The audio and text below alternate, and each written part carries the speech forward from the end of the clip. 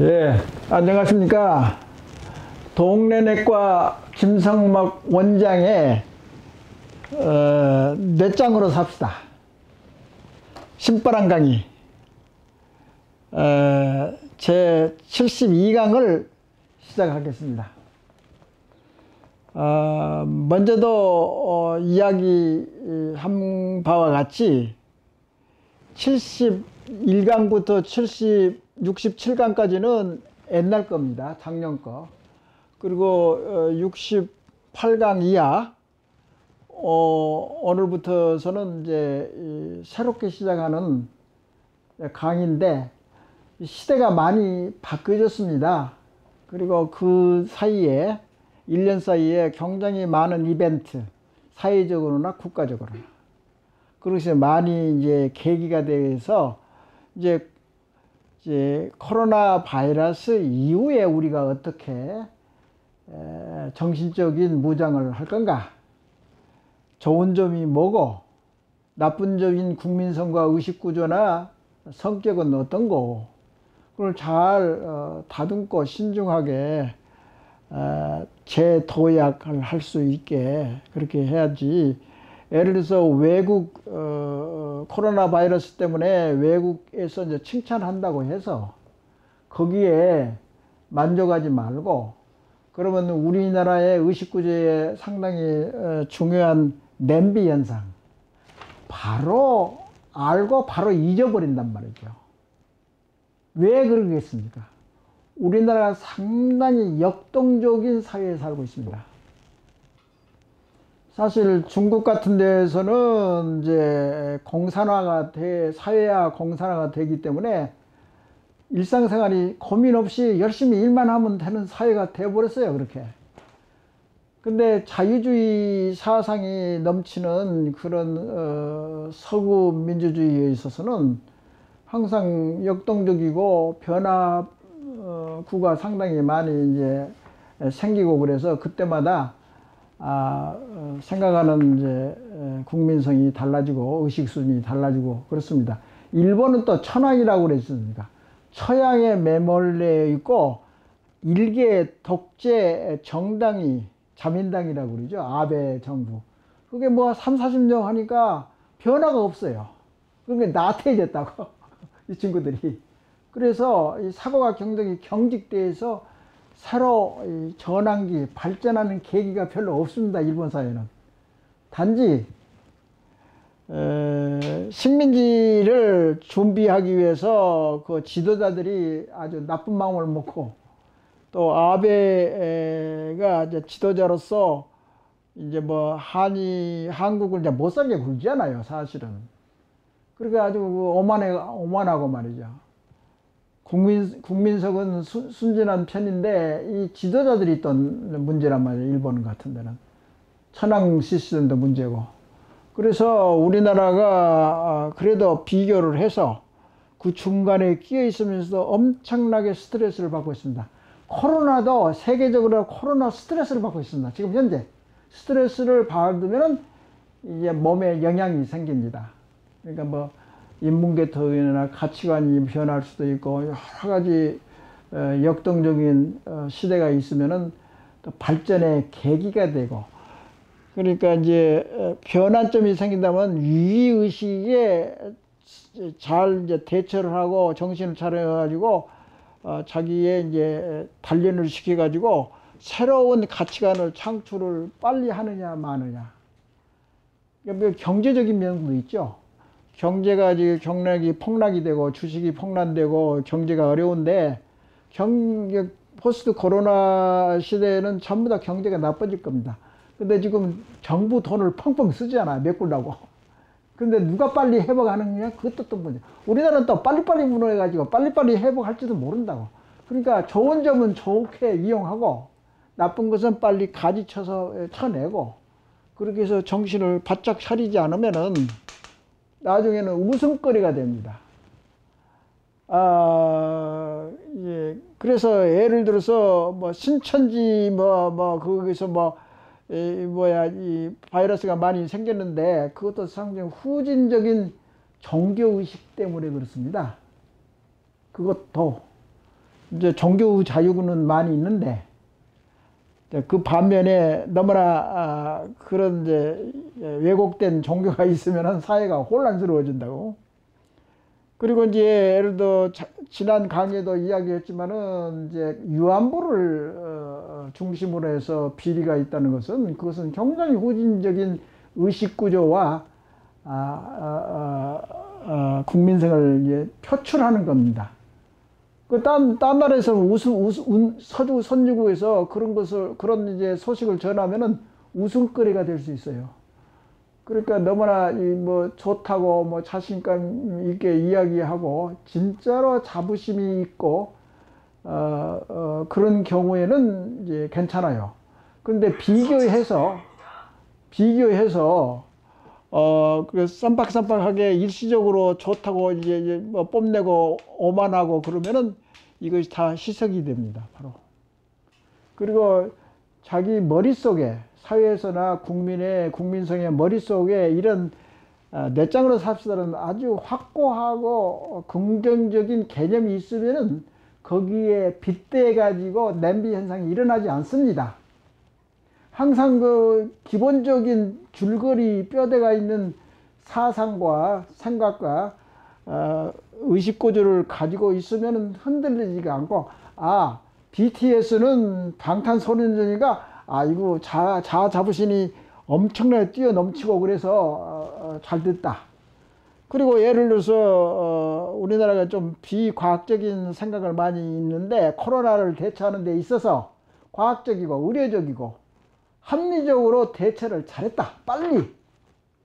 그렇게 해서 이제 장점이 나타나지 않아요. 그리고 이제 나쁜 것은 나쁜 것, 좋은 것을 발전시켜 가지고 우리 의식 구조를 감히 지난 강의에도 이야기했지 않습니까? 우리는 동양의 도덕 문화가 있기 때문에 서양은 없습니다. 그걸 우리가 가지고 있다고 하니까 얼마나 우리가 자부심이 있고 대견합니까? 당당하고. 미국 사람들이 영어만 해서 뭐 하는데 우리는 영어도 잘하고 한국말도 잘하고 그러면 엄청나게 더 능력이 있는 거 아닙니까? 국제사회에서. 그러니까 이제 말이 좀 길어졌습니다만은 다시 이어서 본론으로 들어가 가지고 72강의 변화의 사다리, 그걸 말씀드리려고 합니다. 여기서 이번 강의의 주제가 뭐냐면은 얼마 전에 제가 우연히 이 좋은 책을 접하게 됐습니다. 이게 뭐냐면은 내가 지금 강조하고 탐구하고 고민하고 끙끙거리는 그 분야에 변해야 산다는 그런 이제 화두가 있다고 하면은, 그럼 변한다는 것이 뭐나? 새로운 가치관을 정립하고 우리가 만들어야 된다. 외부의 자극에 의해서 만드는 것보다 우리 자체 내에서. 그러니까 여기 이제 자체 내에서 예를 들어서 여기 이제 지난 강의에 이야기한 위안부,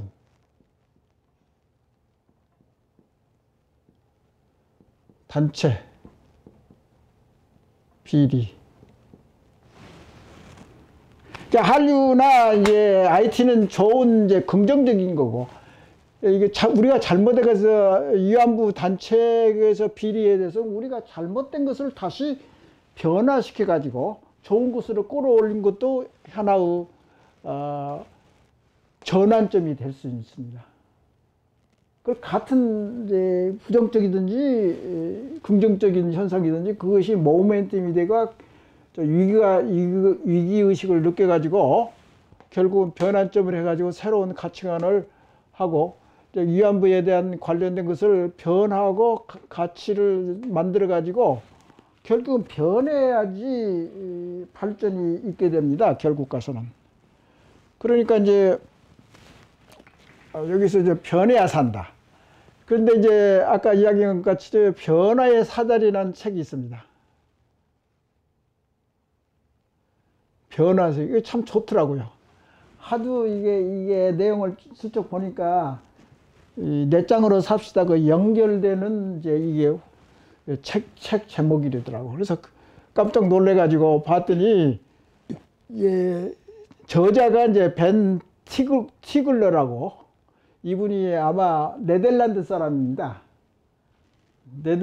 우리나라에서는 네덜란드 사람 중에서 이제 축구 감독이었던 히딩크가 네덜란드 사람 아닙니까?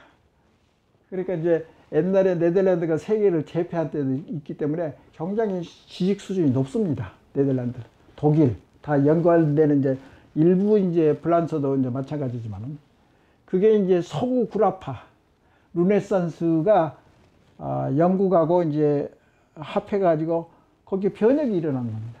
변혁, 뭐 혁명도 있을 수 있고 뭐 변혁, 뭐 혁신 뭐 다 그러는데, 이분이 굉장히 이 변화 전문가입니다. 이분이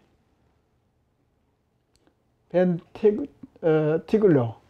나도 이제 변화에 산다는 이제 그것까지는 알았는데, 이 사람의 이제 내용을 보니까 아주 건설적이고 아주 좋더라고. 그래서 잠깐 또 제가 이 사람의 주장하는 것을 잠깐 내가 소개를 하겠습니다. 변화 전문가인데, 이분은 이제 간단한 규칙과 원리를 응용해 가지고 변화를 아주 쉽게 만드는 토대를 이제 제공하는 것인데, 사실 우리 동양에서는 이런 거죠. 그러니까 변화를 해야 되는데, 예를 들어서 성철 스님을 예를 들읍시다. 예를 들어서 그분이 선을 하고 수양을 하고 그런 목표가 있을 거란 말이야. 이 희노애락의 인생을 어떻게 하면은 구제하고 좋은 열반세계로 가는 것에 대한 목표가 있을 거란 말이야. 그러면 행동은 뭘 해야 하냐? 이분은 혼자 이제 불공을 들이면서 물구나무에서 서면서 그렇게 아주 역겨운 신체적인 고통을 참아가면서 이제 깨달았단 말이야. 근데 지지대가 뭐냐? 변해야 사는데 어떻게 변화를 일으키느냐? 이게 아주 중요한 개념인데, 그분은 이제 뭐 딴 학자들이 이야기하는 것하고 뭐 비슷비슷하고 서로 학문은 서로 연결되고 그런 건데, 목표를 잘 해야지 지향성이 있게 됩니다. 먼저도 강의대로 지향성.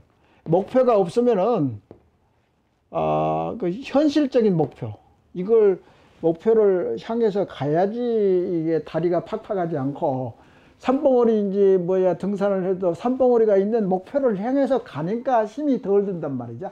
그리고 효과도 있고, 지쳐서 못 올라간다고. 근데 목표까지 나 가겠다고 생각하고 목표를 정하면 수월하게 올라갈 수 있는 것이 신체의 원리입니다. 신체의 원리는 가장 우리 생활에 민주적이고 합리적인 시스템으로 움직이는 인체 시스템이 인간의 생리학이고 인간입니다. 그게 신체의학이 그렇게 되어 있습니다. 그 다음에 행동도 한 번 해가지고 되나? 행동을 또 하고 또 하고 또 하고 그러는데, 제일 중요한 것은 이제 지지대란 말을 써. 난 지지대가 무슨 말이라고 자꾸 그 내용을 보니까, 목표는 이제 일의 강도로 중요하고 행동도 일의 강도로 중요한데, 지지대는 3이라는 막강한 힘을 가지고 있어요. 변화시키는 단계가 있는데, 근데 이것이 정해지면 지지대를 좋게 하면은 변화가 쉽게 일어난다. 이치가 이제 1단계, 2단계, 3단계 이제 그런 건데, 이 스텝이, 이 단계가 제일 중요하다고. 지지대는 간단히 이제 말을 하면은, 성철 스님이 예를 들어서 무슨 자기도 머리를 이제 굴려가지고 잘 깨달리고 뭐 새로운 것이 뭐한 거 자꾸 이렇게 고민하고 또 시도를 또 하고 또 하고 눈물을 흘리면서 이를 악물면서 인내를 발휘하면서 그렇게 신체적으로나 정신적으로 연마를 하고 단련을 시키고 행동으로서 자꾸 용기를 내 가지고 포기하지 않고 그러면은 이제 결국 득도, 소위 말하는 불교에서 득도라는 경지에 올라갈 수 있는 겁니다. 그와 마찬가지로 변화도 마찬가지입니다. 그래서 여기 자꾸 말이 길어지는데 지지대에서 그분이 이야기하는 것을 간단히 이야기하면 예를 들어서 이야기하면 말이죠. 비만이 있는 사람이 이게 다이어트가 굉장히 어렵잖아요. 근데 이제 먹지 말자고 의지력고 실천력고 결단력으로 아무리 해도 이게 실패한단 말이에요. 금연도 마찬가지고. 그러니까 결국은 이제 자꾸 자기가 실패하면 나중에는 포기하고 내가 더 이상 못하겠다. 한계를 결정하고 도전 정신이 없고 그러면 결국은 실패한단 말이죠. 그러니까 이제 예를 들어서 담배를 안 피우려면 담배를 피우는 좌석에 안 가면 됩니다. 그러면 조금 그 환경이 지지대란 말은 주위 환경을 그렇게 만들어주는 거예요. 금연할 수 있게. 그러니까 친구들이 계속 술 마시고 담배 피우는 그룹에 아예 안 가는 건 그것을 환경을 만들어주는 것이 지지대라고 그렇게 소개를 하는 겁니다. 이 저자가. 그러니까 그것이 어렵다고 혼자 하기가. 그러니까 환경을 자기가 인위적으로 만들어줘야 된단 말이죠. 금연이 됐든지 다이어트가 됐든지. 다이어트 하는 사람은 앞에다가 맛있는 음식을 아예 보여주지를 말든지 그런 식당을 맛있는 걸 찾아서 가지 않게 조금만 하면은 그게 그 고비를 넘기면은 좀 즐거움이 있고 뿌듯한 마음이 생긴다. 공부도 마찬가지죠. 그 열심히 하는 학교에서 우등생이고 서울대학교 가는 천재고 멋지고 그래도 그 친구들도 공부를 하면 어렵죠. 근데 그것을 참고 또 참고 해가지고 모르겠다 하고 포기하지 않고 조금만 이거 내가 몰랐던 것을 이게 내가 깨우쳤네. 그러면 이제 공부하는 즐거움이 생긴다는 거예요. 이게 새로운 장르랄지 새로운 생각이 나타나면은 내가 이거 풀었네. 기분 좋네. 그러면 자신감이 생긴다 이 말씀입니다. 이제 그런 식으로 해서 지지대 그런 지속적으로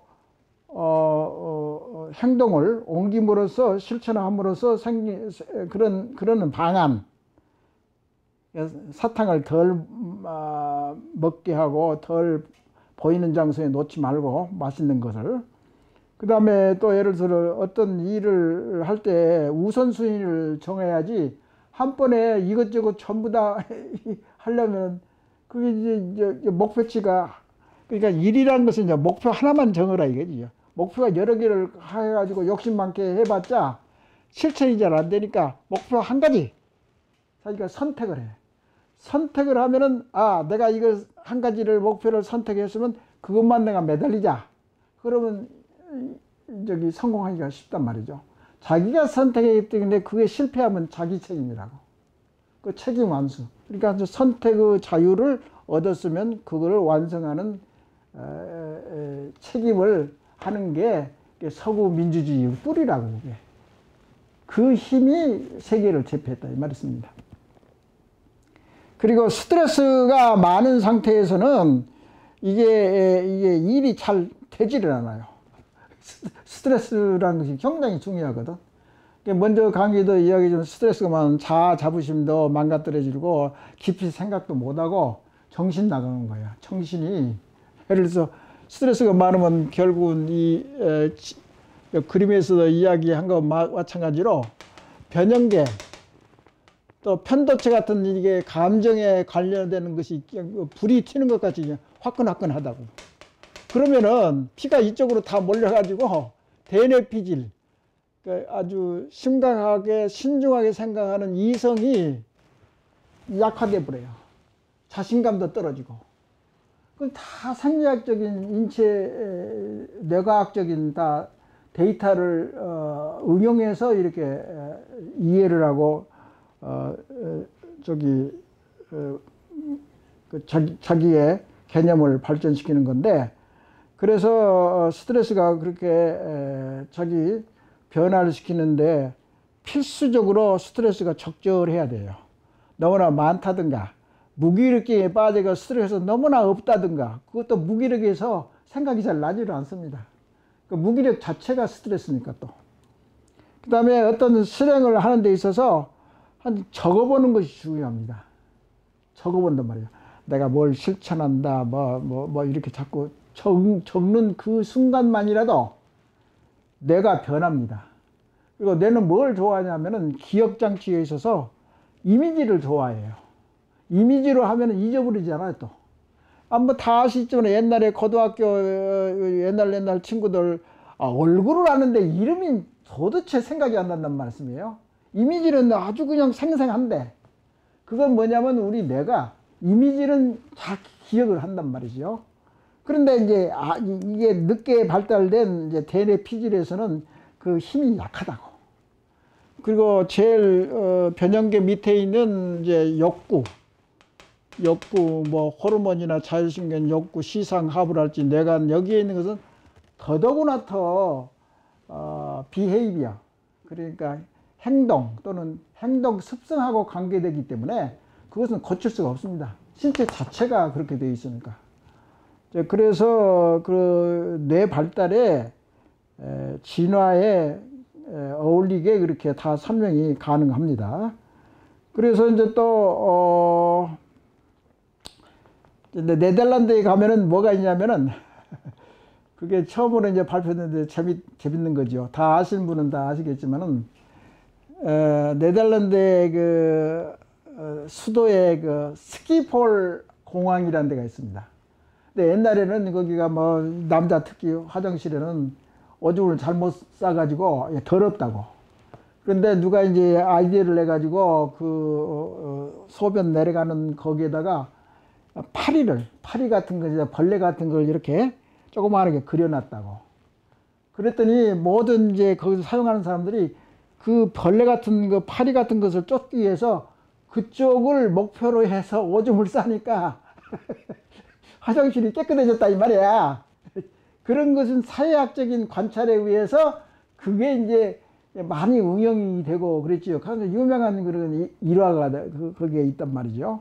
그래서 무슨 일을 할 때는 실행한 것을 적어보고, 적는다는 것은 일기장이 됐든지 그림을 그리든지 그게 이미지로 이게 뇌에 이제 각인이 된다고.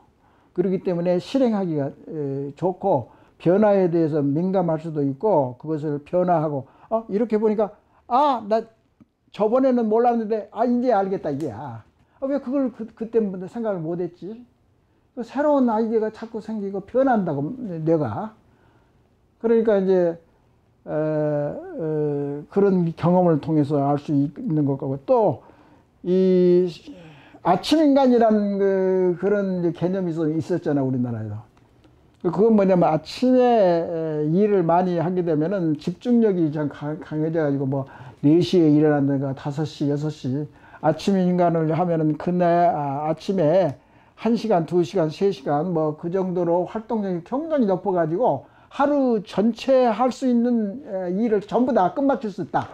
그렇게 뇌를 사용하는 효용성을 우리가 알고 있기 때문에 아침 인간을 추천하는 것은, 또한 아침에 시간을 잘 지키고 그러면은 또 일찍 그 전날에 일찍 자야 된다는 습관도 이제 고쳐줄 수 있고 연관돼서.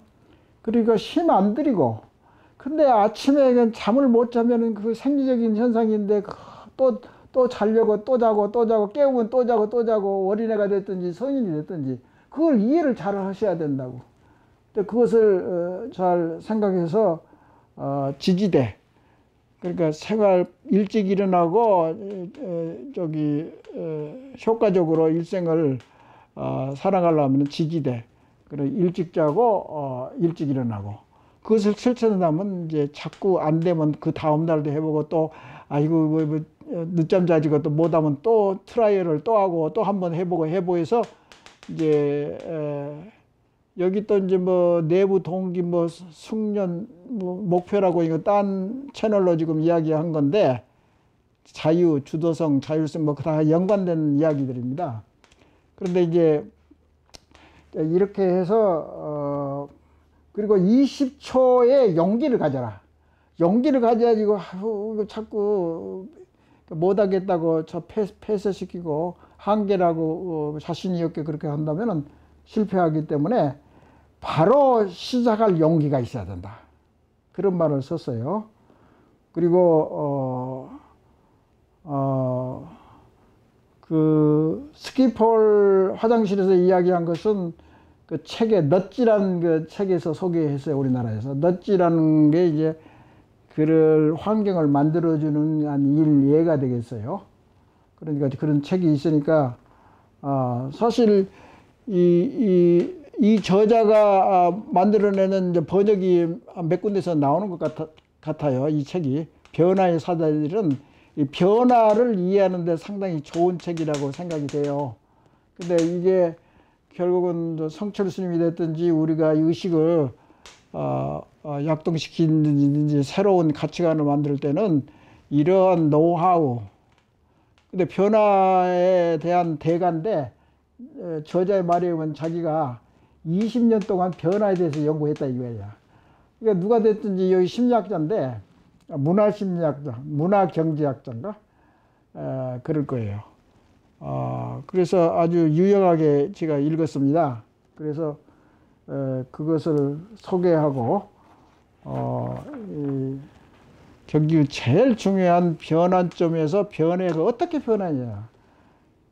그러면은 이제 뭐 예를 들어 혼자 고독하게 이제 성찰하고 자기가 자기를 알아보고 그런 과정에서 새로운 것이 또 생기고 이제 그다음에 부단하게 실패를 하죠. 또 안 되네 하고 내일 또 하지 뭐 하고 자꾸 이제 그렇게 하면은 결국 공부가 됐든지 습관을 바뀌는 데서 되네 그러네 그렇게 즐거움을 느낄 수 있다. 그럼으로써 그런 계기를 자기가 토대를 만들어주고 토양 환경을 만들어줌으로써 변화를 쉽게 일으킬 수 있다. 왜 그러냐면 변한다는 게 상당히 어렵습니다. 변화한다는 것은 에너지가 필요합니다. 이 머릿속에서 에너지가 필요하면 어떻게 해야 되느냐.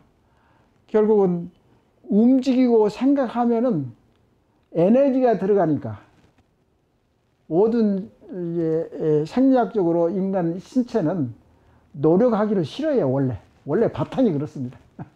그러니까 그것을 조금씩 오버컴 극복하면서 되네 괜찮네 그렇게 자꾸 그때그때의 즐거움 그것을 터득함으로써 공부도 잘하고 운동도 잘하고 메달도 따고 그런 즐거움이 소소하게 그렇게 이어지고 있으니까 그런 것을 우리가 경험으로나 학자들의 연구에 의해서 터득을 해가지고 우리가 빨리빨리 문화이기 때문에 정신적인 문화도 빨리빨리 선진국으로 돼가지고 먼저 강의도 뭐 이야기했지만 1등 국민이 되고 그럴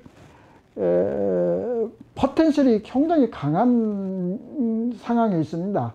의식 구조장, 국민성, 자아자부심의 형태에 있어서는 동북아 3국 중에서 우리가 제일 1등입니다. 제일 잘할 것 같아요. 포텐셜이 있기 때문에.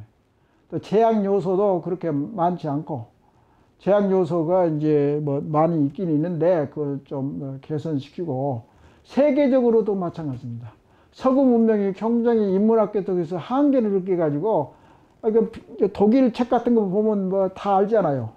독일은 요새 책이 많이 나오던데 독일에서 발행 저자들이 독일인들이 많은데 미국은 이제 뭐 자본주의에 자유스러운 자본주의에 첨단을 걷기 때문에 거기도 문제가 많죠.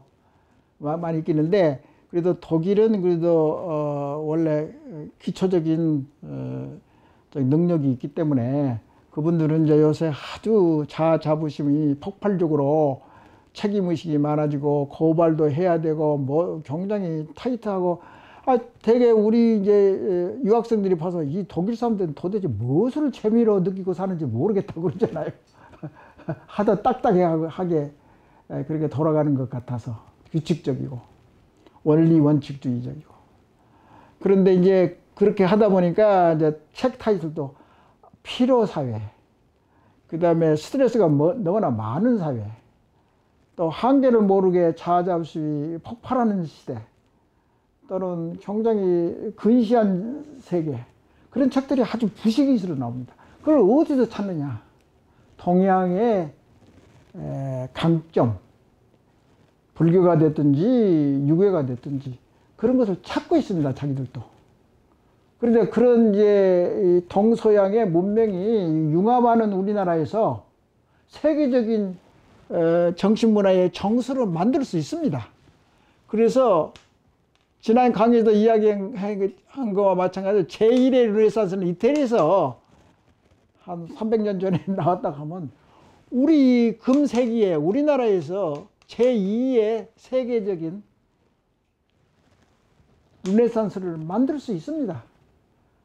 역동적인 위기적인 상황에 예를 들어서 북한이 있고, 근데 뭐 중국도 있고, 중공도 있고, 여러 가지 이제 잡다한 혼란 시기에 우리가 잘 깨우치고 정신을 바짝 차리고 빨리 우리의 정신문화를 고양시켜야 될 의무가 있고, 그렇게 해야지 사는 보람이 있는 것입니다.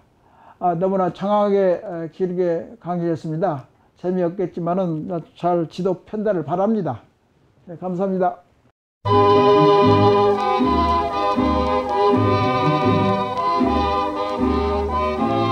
신바람 강의 김상목입니다. 이제 제4강 강의를 시작을 하겠는데, 여기 도표에 들어있는 그와 마찬가지로 주로 한국병이라는 건 무엇인가? 사실 이 내용은 27년 전에 제가 고안하고 노력을 해서 만든 6가지인데요. 사실은 그때 당시의 상황이나 지금 상황이나 의식 수준이 더 퇴보했다고 지난 강의에 이야기를 했는데, 이게 그대로 30년 동안 계속 우리 사회에 존재했을 뿐만 아니라 오히려 악화됐다고 생각을 했기 때문에 이걸 지금도 유용하게 사용하고자 합니다. 이제 여기가 이제 의식계이나 내장 운동의 핵심을 도출하는데 기초가 되는 자료라고 생각하면 되겠습니다. 여기서 한국병이라는 것은 한국의 부정적인 의식구조 6가지를 지금 이야기를 해놨는데요. 상당히 복잡하지만 아주 쉽게 설명하려고 노력하겠습니다. 이게 한국병이라는 종류가 상당히 많습니다. 그거는 다 일일이 다 이야기하기는 그렇고 요점만 이제 정리를 하고, 그 대신 이제 여기서 나와 있는 우리나라 의식구조 중에서 장점, 좋은 국민성, 아주 앞으로 더 발전시켜야 되는 그런 국민성이 6가지를 내가 제시를 하려고 합니다. 그러니까 어떤 의식개혁의 방향이나 내장운동이 됐든지 의식개혁을 이제 정치적인 수준을 높이기 위해서는 이것을 주로 강화시켜야 한다는 것이 이제 의식개혁의 핵심이며, 제가 주장하는 내장운동의 핵심입니다. 근데 여기에서 보는 바가 6가지가 있는데, 그 중에 여기가 자아가 우리나라는 아주 형편없이 좋지 않다. 그리고 자부심도 약하다. 그리고 자아와 자부심이 약할 뿐만이 아니라 왜곡되어 있다. 건전하지 못한 방향으로 조금 많이 자꾸 도태해가지 않느냐. 그리고 뭐 다른 말로 하면 주체의식이 부족하다는 이제 뭐 그런 말씀인데, 이제 여기서 본 바와 같이 6가지를 통째로 전부 다 발전시키고, 그러니까 이제 여기가 국민성이 나쁘는 거죠. 이것을 고치려고 하면은 이것을 강화시키면은 말이죠. 어떤 현상이 일어나면은 이것이 너무나 두드러지고 광범위한 개념이기 때문에 이것을 발전시키면은 나머지 1, 2, 3, 5, 6번이 한 번에 다 좋아진다는 것을 의미합니다. 그러니까 이제 예를 들어서 어부들이 이제 고기를 잡을 때 이제 망 있잖아요. 그물망. 그물망은 이제 한쪽 가장자리를 잡고 끄집어 당기면은 그 주위에 있는 그물망들이 다 따라서 움직이잖아요. 그것과 마찬가지로 이거 하나만이라도 제대로 하면은 이제 이 나머지도 전부 다 결점을 이제 고칠 수 있다. 그러기 때문에 이게 중요하다 이 말입니다. 우리나라 의식구조, 특히 동양 3국, 일본은 이게 자아의식이 상당히 발전했는데, 여튼 이게 이런 이제 내장 운동의 핵심, 의식계의 핵심을 여기를 이 부분을 이제 공부하고 궁리하고 그래서 나의 개념인 내장으로 삽시다. 이게 이제 우러나오는 그런 과정을 거쳤습니다. 그렇기 때문에 좀 복잡하지만은 이제 몰라도 됩니다. 그런데 이제 이거 사실이 우리나라 사람들이 특히 우리나라 사람들은 이제 이 부정적인 건 다른 사람의 결점을 뭐 흉내내고 비난하고 그러기를 좋아하지 않아요. 또 사실 또 인간이라는 것은 서양 사람도 마찬가지입니다. 부정적인 것을 왈가왈부하기를 좋아해요. 상대방이 좋은 점을 되도록이면 이야기를 안 하려고 합니다. 그것도 하나 한국병의 일종일 수 있는데, 그래서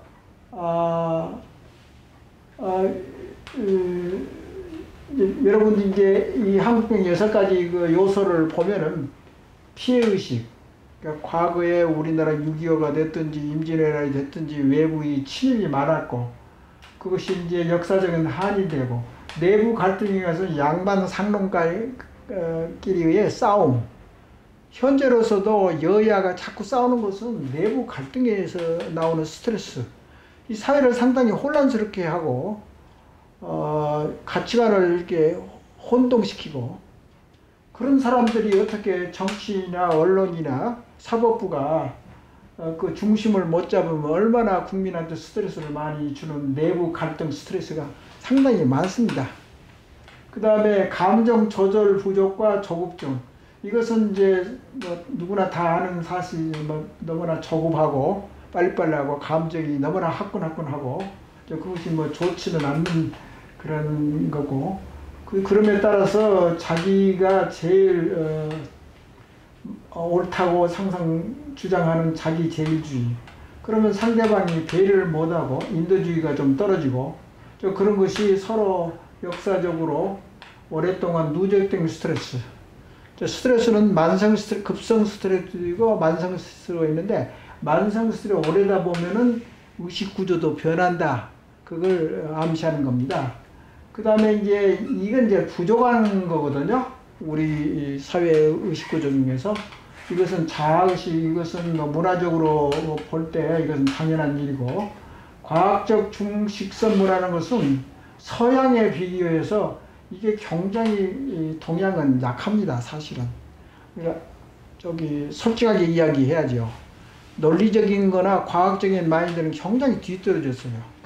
그 다음에 민주주의, 합리주의도 부족하고, 정치적인 민주화는 좀 좋아졌어요. 그런데 우리 심성에 들어있는 민주의식은 상당히 갈 길이 멀다고 생각합니다. 그런데 이렇게 전부 다 이제 적어놓고 보면 이게 이제 제일 이제 문제인데, 그래서 이것만 잘하면은 다른 문제도 자연스럽게 해결되는 방향으로 이제 갈 수 있다. 아까 뭐 그물망을 이야기했죠.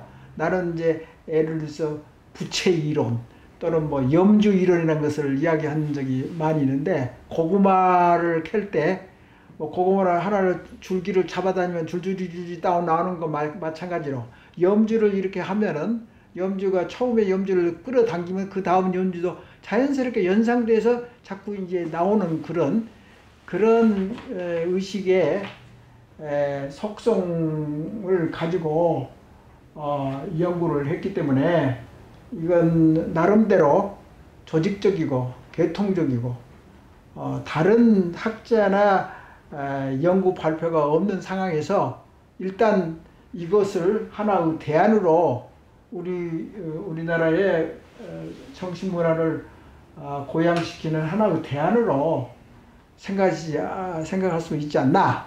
그리고 자신 있게 내 경험과 그리고 아주 고민스럽게 공부를 해서 발표하니 참고 바랍니다. 감사합니다.